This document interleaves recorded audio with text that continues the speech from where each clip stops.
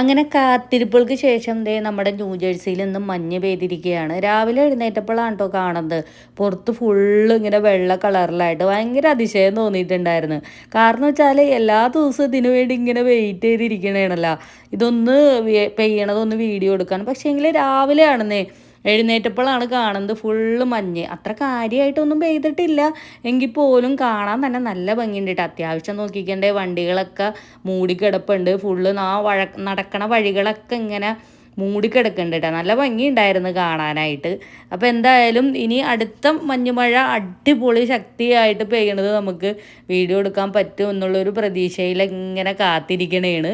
എന്തായാലും ഇത് പ്രതീക്ഷിക്കാതെ വന്ന ഒരു മഞ്ഞുമഴയായിപ്പോയി. ദേ നമ്മുടെ ബാൽക്കണിയിലൊക്കെ കണ്ടില്ലേ ഇങ്ങനെ മഞ്ഞിങ്ങനെ കിടക്കണത്. നല്ല രസമുണ്ടല്ലേ കാണാനായിട്ട്.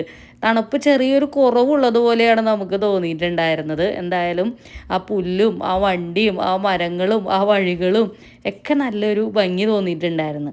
ഇനി താഴെ ചെന്നിട്ട് ആ വണ്ടിയൊക്കെ മൊത്തത്തിലൊന്ന് ക്ലീൻ ചെയ്യണം. എന്നാലുള്ളൂ നമുക്ക് വണ്ടിയായിട്ടൊക്കെ ഒന്ന് പുറത്തേക്കൊക്കെ പോകാൻ പറ്റുള്ളൂ.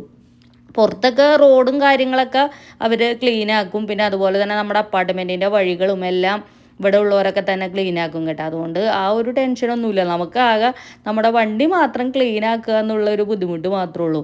നമ്മൾ നേരത്തെ അറിഞ്ഞിട്ടുണ്ടായിരുന്നില്ലാന്നേ. അറിഞ്ഞായിരുന്നെങ്കിൽ നമുക്ക് വണ്ടിയൊക്കെ ഫുള്ള് കവർ ചെയ്തിടായിരുന്നു. നമ്മൾ മാത്രം കേട്ടോ, എല്ലാവരും അങ്ങനെ ചെയ്യും.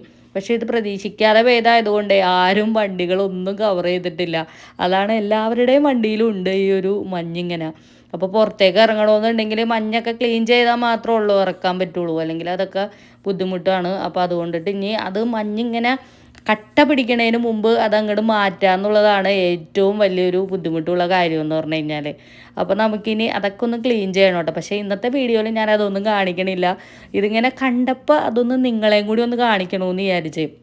കാരണം വെച്ചാൽ ഈ വർഷത്തെ ഫസ്റ്റത്തെ മഞ്ഞല്ലേ. അപ്പോൾ അത് നിങ്ങളെയും കൂടി ഒന്ന് കാണിക്കണമല്ലോ.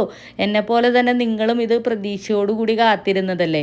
അപ്പോൾ അതേ നമ്മുടെ റൂമിൽ നിന്ന് കാണുമ്പോഴുള്ളൊരു കാഴ്ചയാണ് ഇത്. ഈ സൈഡിൽ ഈ മരങ്ങളുടെ ഇടയിലൊക്കെ അധികമൊന്നും അങ്ങനെ വീണിട്ടൊന്നുമില്ല. എങ്കിലും അവിടെ ഇവിടെയൊക്കെ എന്തോ പാണ്ട് പിടിച്ച പോലെയൊക്കെ ഇരിപ്പുണ്ടല്ലേ. ആ മരത്തിൻ്റെ ചോട്ടിലും ആ പുല്ലിൻ്റെ ഇടയിലൊക്കെ ആയിട്ട് ഫുള്ളിങ്ങനെ മഞ്ഞ് വീണ് കിടപ്പുണ്ട്. എന്തായാലും വളരെ ഭംഗിയുള്ളൊരു കാഴ്ചയാണ് കേട്ടോ. പിന്നെ ഈ മഞ്ഞ് വീണ് കഴിഞ്ഞാൽ ഇതിങ്ങനെ കിടക്കും.